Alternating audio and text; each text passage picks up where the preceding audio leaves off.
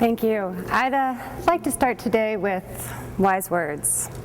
Live simply so all may simply live.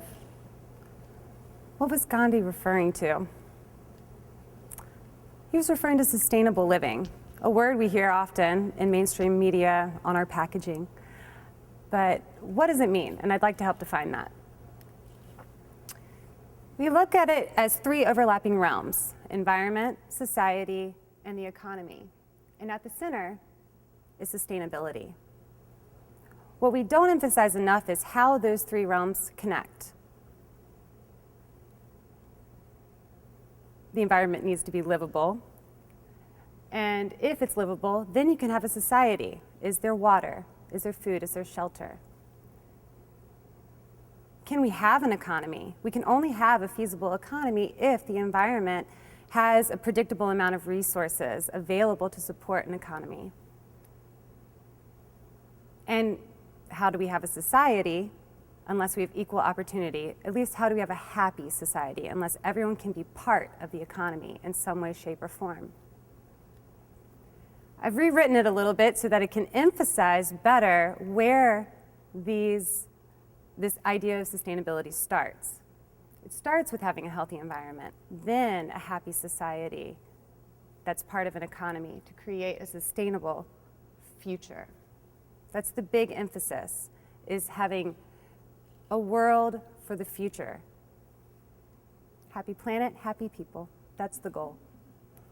Now, on this one planet that we all have to exist on, there's a finite amount of resources. Unfortunately, we're living like we have more than one Earth. And this graph illustrates best why and how we know we're living above our means.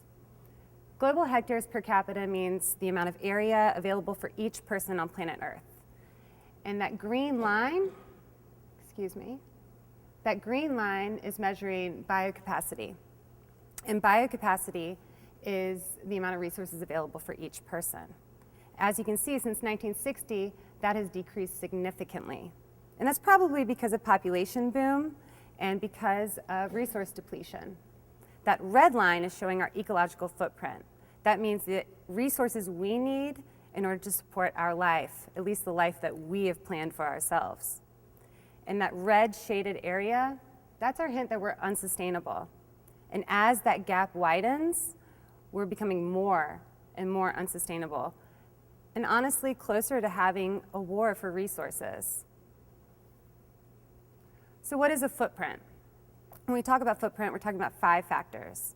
We're talking about energy, we're talking about housing, we're talking about our impact on deforestation, we are talking about the amount of food that we consume, where it comes from, and the waste that we produce. The more of each of those, the larger our footprint. Now, if everyone on Earth lived like Americans, how many Earths would we need? It's more than one. Sadly, it's 4 Earths, is what they estimate. That's a pretty heavy diet. Can we justify it? Can we justify that diet? Is it going to give us more happiness? Is it going to give us longer lives? That's the question. And someone else had that question actually out of the UK, a group called the New Economy Foundation. And they put together a model to measure the sustainability of different countries around the world. They measured 151 countries using this equation: experience well-being times life expectancy of those citizens in each country divided by their ecological footprint. If you notice, it incorporates all 3 realms. Well, in 2012, the data was revealed. And another sad story, sad reality, is that the United States ranked 105th out of the 151 countries. We are in the bottom third. And as world leaders, that's a scary scenario. 9% were happier than us, 21% lived longer, and 95% of those people studied had a lighter footprint.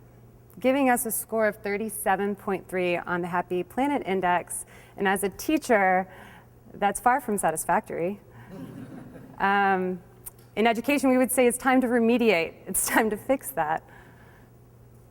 So let's look at the top 10 countries that on the Happy Planet Index. If you notice in red, there's a common theme. Lots of Central and South American representation there. There must be something about their lifestyle that's lending to a more sustainable way of life.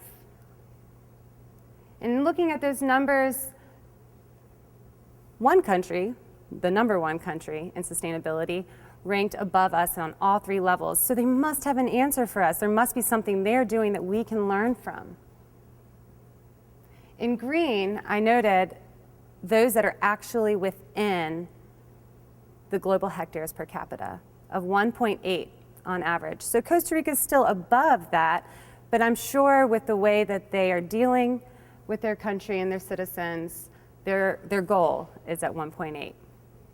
I actually had an opportunity to go to Costa Rica in 2009 on a reef and rainforest study with 14 students. Perfect place to go because they have the oldest rainforest on planet Earth, and they have unbleached coral reefs we could actually study. One thing that I noted while we were in Costa Rica daily, as a greeting, as a goodbye, is pura vida. Pura vida in Spanish means pure life, and it's the law of their land. It's what they live by. By 2020, they've pledged to be carbon neutral. They've reversed deforestation. They have the highest literacy rates around the world, which means that they keep education as a priority for their citizens, for their society, for their economy. 99% renewable energy, which is probably one of our weakest areas here in the United States, as we are still predominantly run on fossil fuel. And every meal we ate was fresh in season. Lots of rice and beans, but we knew where that chicken came from, where it had been free-ranging. We knew where that fish had been caught. So as we look at our heavy footprint here in the US, it's hard to say that there's one answer. We kind of need to look at all 5 realms and just reduce our way of living. And how that could look is, of course, encouraging renewable energy as one of our weakest areas. But things you could start doing right now: carpool, bike, walk, mass transit, insulate, new windows, take care of your housing, be more efficient. Look at the products that you buy. Are they sustainably made? Can you minimize your packaging? Are you practicing your 3 Rs? Reduce, reuse, recycle. And there really is a movement to buy local cuisine, local foods. And if you just look up Richmond, buy local, you will get everything you need to hop on that bandwagon.